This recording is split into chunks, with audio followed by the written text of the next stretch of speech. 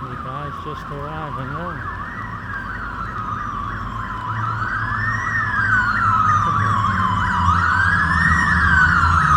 Found out who they are now.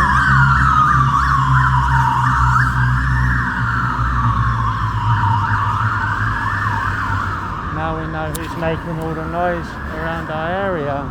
They just go round and round and round. Just got off the bus. What? 1 minute ago. There you go, arrive in a new area. We understand what's going on. It's some kind of setting off an alarm. We arrive in an area and this is their little response. So they've classed me and my family as the number one.